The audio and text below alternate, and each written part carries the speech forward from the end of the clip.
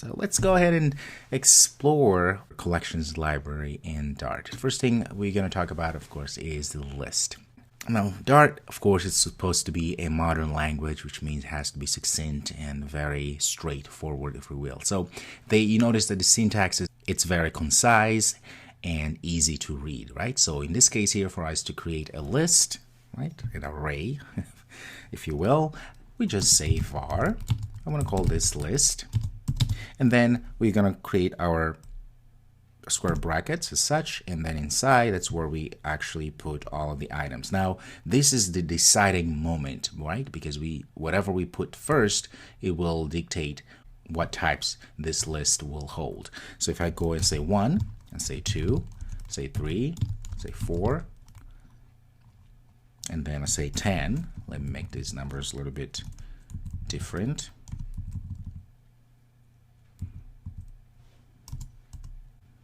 Like that. There we go. Now we have our list. That's it. Now, how do we access, for instance, each one of these? We said that in order for us to access, we have to go and find where each item lives. In this case, what index we want to access. So we know all starts at index 0. So this is going to be index 0, 1, 2, 3, and 4. So if I say I want number 2, that means I have to go to index 1, right? So I can go say print, and I say list. In order for me to get the index, I also have to use the square brackets as such and pass in 1 index. So I'm saying here, go to list variable and fetch whatever is inside index 1, which means 2. We should get 2. Okay. Run, and there it is. There's 2.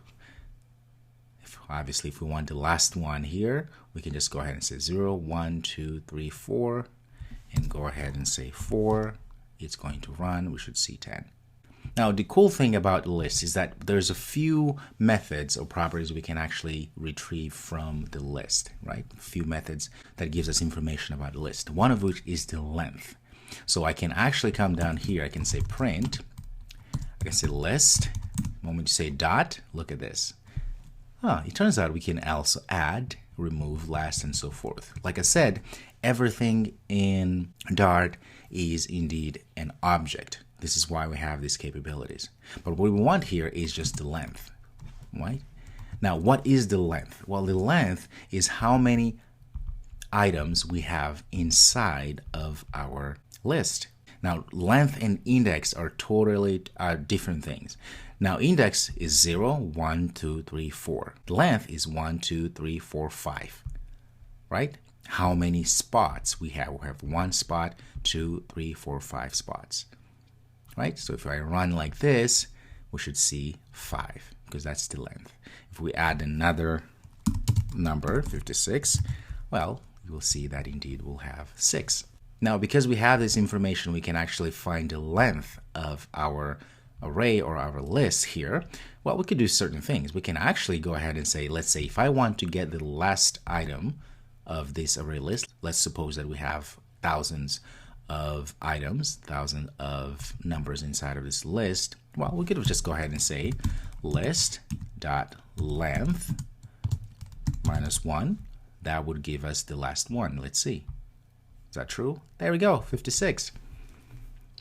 So what this is doing is that, well, we know that inside of our straight or square brackets here, we have to pass the index, right? Well, in this case, we're saying, okay, the index has to be the length of the entire list. What is the length? Is 1, 2, 3, 4, 5, 6, right?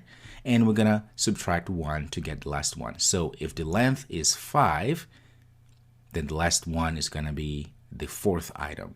If the length is 6, right? If this is 6 minus 1 is 5, which is going to be 0, 1, 2, 3, 4, 5, which is 56. Okay, that's a trick that you can always use if you want to get the last item in an array or list in this case. The next obvious thing to learn to do is how do we then iterate through a list?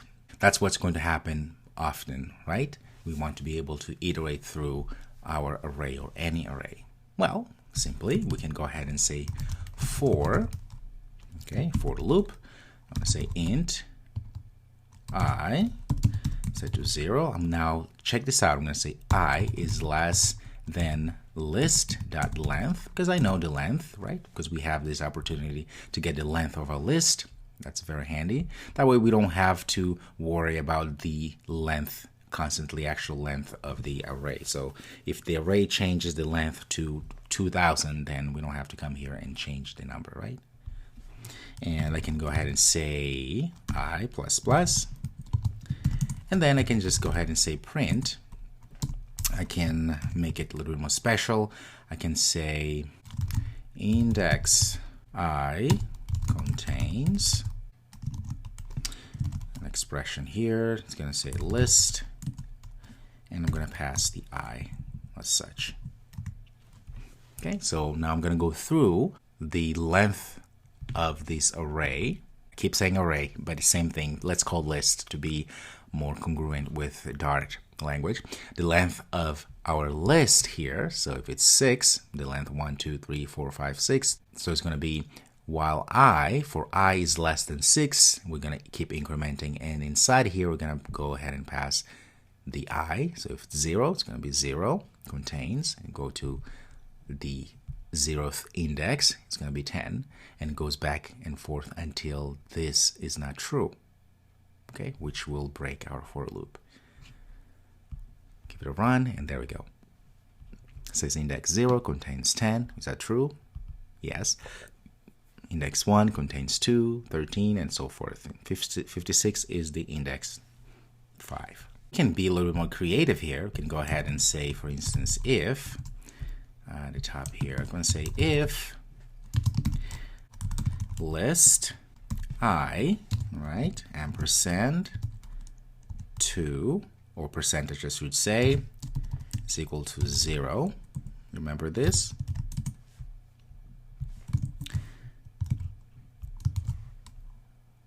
I'm going to say print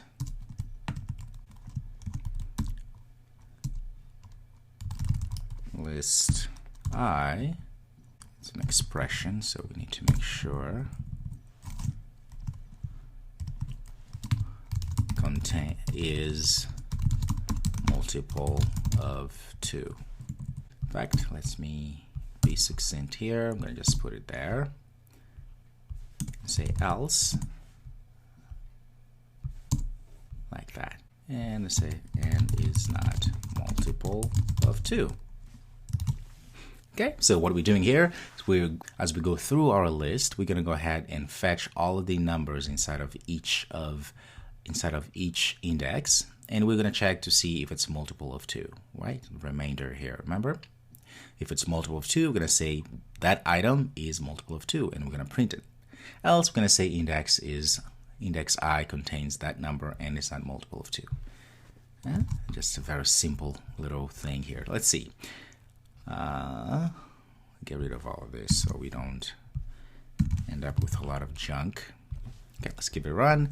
Okay, 10 is multiple of 2. Let's see. 10 is multiple of 2? Is indeed.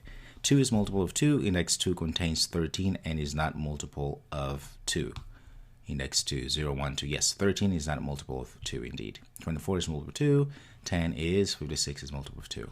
There we go. Very cool. So we're able to create a really quick, fun little application here that leverages lists and for loops and, of course, the module or the remainder operator here.